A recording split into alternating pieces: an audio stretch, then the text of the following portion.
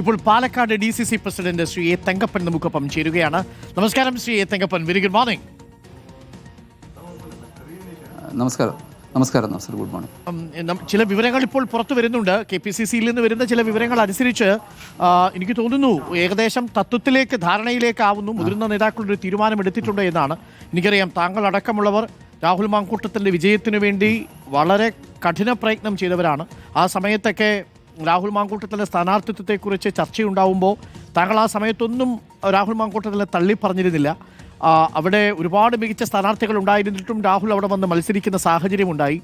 ഒടുവിൽ ഈ വാർത്തകൾ കേൾക്കുമ്പോൾ എന്താണ് തോന്നുന്നത് ശ്രീ എ തങ്കപ്പൻ?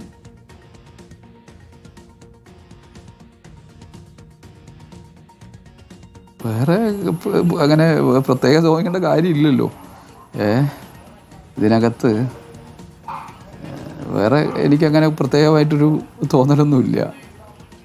മുരളീധരൻ പറഞ്ഞൊരു കാര്യമുണ്ട് ശ്രീ തങ്കപ്പൻ, ഇത്തരം അദ്ദേഹം ഉപയോഗിച്ച വാക്ക് രോഗങ്ങൾ എന്നാണ്. ഇത്തരം അസുഖങ്ങളുള്ള ആളുകളെ നമുക്ക് തിരിച്ചറിയാൻ പറ്റില്ലല്ലോ എന്നാണ് കെ മുരളീധരൻ പറഞ്ഞത്. ശ്രീ തങ്കപ്പൻ, ഞാൻ എന്തായാലും അതുപോലെ പ്രതികരിക്കേണ്ട ഞാനൊരു ജില്ലാ പ്രസിഡന്റ് അല്ലേ, അത്രയ്ക്ക് ഞാൻ പ്രാപ്തിയായിട്ടില്ല അങ്ങനെ പ്രതികരിക്കാൻ.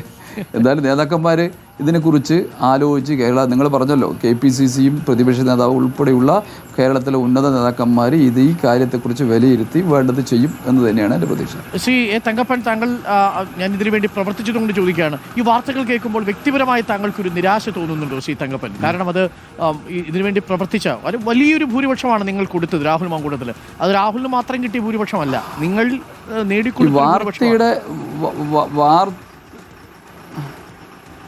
വാർത്ത ശരിയോ തെറ്റോ ആവട്ടെ, അങ്ങനെ ഒരു വാർത്ത വരാൻ പാടില്ല എന്ന് തന്നെയാണ് എനിക്ക് ഫീലിംഗ് ഉള്ളത്.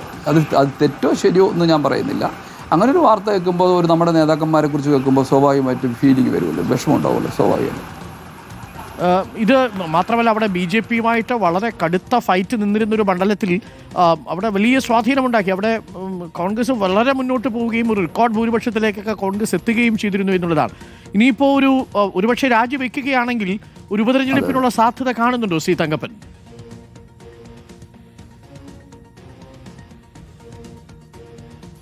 തോന്നുന്നില്ല അങ്ങനെ ഒരു സാധ്യത. അത് നേതാക്കന്മാർ വിലയിരുത്തുമെന്ന് വിശ്വസിക്കുന്നു. അങ്ങനെ ഉണ്ടോ ഇല്ലയോ ഇപ്പോഴും ഈ സാഹചര്യത്തിൽ അങ്ങനെ ഉണ്ടാവാൻ സാധ്യതയില്ലെന്ന് വിശ്വസിക്കുന്നു. ഇനിയൊരു ഉപതെരഞ്ഞെടുപ്പ് നടക്കുകയാണെങ്കിൽ പോലും കോൺഗ്രസിന് ആത്മവിശ്വാസമുണ്ടല്ലോ. ഇപ്പോൾ രാഹുൽ എന്ന് പറയുന്നൊരു ഫാക്ടറിനെ മാറ്റി നിർത്തിയാലും മറ്റ് രാഷ്ട്രീയ സാഹചര്യങ്ങളിൽ കോൺഗ്രസിനുള്ള മുൻതൂക്കം നഷ്ടപ്പെട്ടിട്ടില്ലല്ലോ അല്ലേ പാലക്കാട് മണ്ഡലത്തിൽ? ഇല്ല പാലക്കാട് ഒരു സംശയം വേണ്ട, കോൺഗ്രസിന് തന്നെ മുൻതൂക്കം, UDFന് തന്നെ മുൻതൂക്കം. ഈ ചർച്ച ഇതൊക്കെ നടക്കുന്ന സമയത്ത് കൂടിയാലോചനകളൊക്കെ ഉണ്ടാവുമല്ലോ. രാഹുലുമായിട്ട് സംസാരിച്ചിരുന്നോ ശ്രീ തങ്കപ്പൻ ഈ വാർത്ത വന്നതിനു ശേഷം? ഇല്ല സംസാരിച്ചിട്ടില്ല. ഇത് ഈ പൊതുപ്രവർത്തന രംഗത്ത് നിർത്തുന്ന പ്രത്യേകിച്ച് ചെറുപ്പക്കാരായിട്ടുള്ള ആളുകൾ പുലർത്തേണ്ട ഒരു മിനിമം കരുതലും ജാഗ്രതയും ഒക്കെ ഉണ്ട് അല്ലേ? പ്രത്യേകിച്ച് എതിരാളികൾ ശക്തമാണ്. ഒരുപാട് മാധ്യമങ്ങൾ ഈ വാർത്ത നൽകാനായിട്ട് അത് എതിർത്തും അനുകൂലിച്ചും ഒക്കെ വാർത്ത നൽകാൻ ഒരുപാട് പേരുണ്ടാവും. അപ്പോൾ ആ സമയത്തൊക്കെ കുറച്ചുകൂടി ജാഗ്രത പുലർത്തണമായിരുന്നു എന്ന് തോന്നുന്നില്ലേ ശ്രീ തങ്കപ്പൻ? സ്വാഭാവികമല്ലേ, എല്ലാ പൊതുപ്രവർത്തകരെല്ലാവരും, MLA മാത്രമല്ല പൊതുപ്രവർത്തകരെല്ലാവർക്കും ഒരു ജാഗ്രത, സമൂഹം നമ്മളെ നോക്കുന്നുണ്ടെന്ന് വിലയിരുത്തേണ്ടതും അത് നോക്കേണ്ടത് സ്വാഭാവികമാണ്. ഓക്കെ, അങ്ങ് മുതിർന്ന നേതാക്കളുമായിട്ട് ഈ രാഹുലുമായിട്ട് ബന്ധപ്പെട്ടിരുന്നോ? പിന്നീട് എപ്പോഴെങ്കിലും വിളിച്ചിരുന്നോ രാഹുലിനെ? അല്ല, അദ്ദേഹത്തിന് വിളിച്ച് കിട്ടിയില്ലായിരുന്നു. അദ്ദേഹത്തിൻ്റെ ഒരു മൂഡ് ഔട്ടായിട്ടായിരിക്കാം. ഈ തിരിച്ച് ഈ ഒരു സാഹചര്യത്തിൽ അദ്ദേഹത്തെ പാലക്കാട് പൊതുപരിപാടികളിൽ പങ്കെടുപ്പിക്കുന്നതിൽ ബുദ്ധിമുട്ടുമുണ്ട് അല്ലേ ശ്രീ തങ്കപ്പൻ? അല്ല, അങ്ങനെയൊന്നും വരട്ടെ, അപ്പോൾ നോക്കാം എന്താ ചെയ്യാന്നുള്ളത്. അല്ല, പൊതുവായിട്ടുള്ള പ്രവർത്തകരുടെ ഒരു വികാരം എങ്ങനെയാണ് ശ്രീ തങ്കപ്പൻ? പ്രവർത്തകർ എൻ്റെ വികാരമൊന്നും ഒരു നെഗറ്റീവ് അല്ല. പക്ഷെ അവർ നിരാശരാണ് കുറേ അധികം ആളുകൾ അല്ലേ? അത് സ്വാഭാവികമായിട്ട് ചില ആളുകൾക്ക് തോന്നുമല്ലോ, സ്വാഭാവികം. ഇങ്ങനെ വാർത്ത കേൾക്കുമ്പോൾ അത് ശരിയോ തെറ്റോ എന്നുള്ള വേറെ വശം, അത് നാളെ വരുന്ന കാര്യമാണ്. പക്ഷേ ഇപ്പോൾ കേൾക്കുമ്പോൾ സ്വാഭാവികമായിട്ടും ചെറുതായിട്ടൊക്കെ ഉണ്ടാവുമല്ലോ. ശ്രീ തങ്കപ്പൻ, എനിക്കൊന്നു ഈ പുതിയ MLA എന്ന നിലയിൽ പ്രവർത്തിച്ച് ഒരുപാട് സമയം മണ്ഡലത്തിന് വേണ്ടി ചെലവഴിക്കേണ്ട ഒരു സമയമായിരുന്നു അല്ലേ ഈ കടന്നുപോയത്?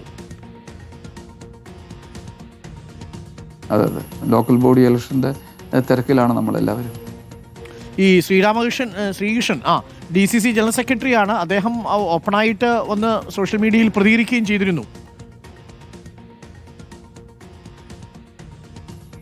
അത് അദ്ദേഹത്തിൻ്റെ വ്യക്തിപരമായ ഒരു അഭിപ്രായം എന്നല്ലാതെ പാർട്ടിയുടെ അഭിപ്രായം കണക്കാക്കേണ്ട കാര്യമില്ല. അത് ചുമ്മാ ഒരു ചെറുതായിട്ട് ഈ പാർട്ടിക്ക് അറിയാമല്ലോ, നിങ്ങൾക്ക് കോൺഗ്രസ് പാർട്ടിയല്ലേ, എല്ലാവർക്കും അഭിപ്രായം പറയാനുള്ള അവകാശമുള്ള പാർട്ടിയാണ്.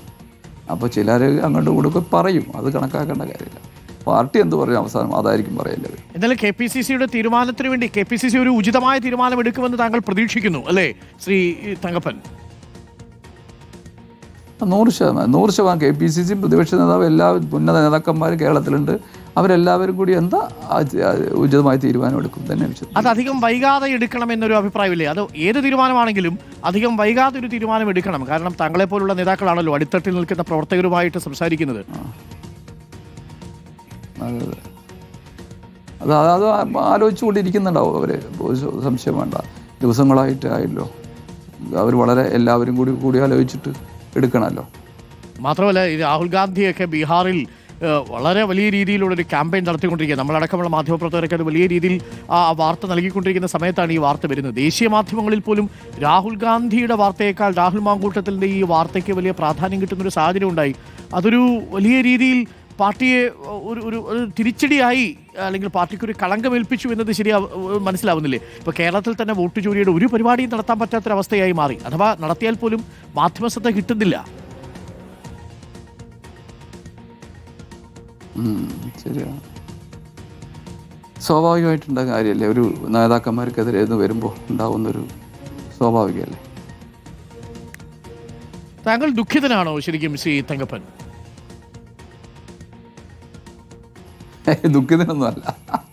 ദുഃഖിതനല്ല, സന്തോഷത്തിനല്ല. പക്ഷെ ഇത് കേൾക്കുമ്പോൾ ഒരു അസ്വസ്ഥത അല്ലേ? അത് സ്വാഭാവികമായിട്ട് ഏത് നേതാക്കന്മാരെ കുറിച്ച് കേൾക്കുമ്പോൾ നമുക്ക് വിഷമം തോന്നുമല്ലോ, അത്രയുള്ളൂ. Thank you Shri Thankappan. എനിക്കറിയാം അങ്ങയുടെ ഒരു സാഹചര്യം മനസ്സിലാക്കുന്നു. KPCCയുടെ തീരുമാനം വരട്ടെ. എന്തായാലും അത് കോൺഗ്രസിന്റെ ഭാവിയെ അത് ബാധിക്കാതിരിക്കട്ടെ. Thank you Shri Thankappan. Thank U.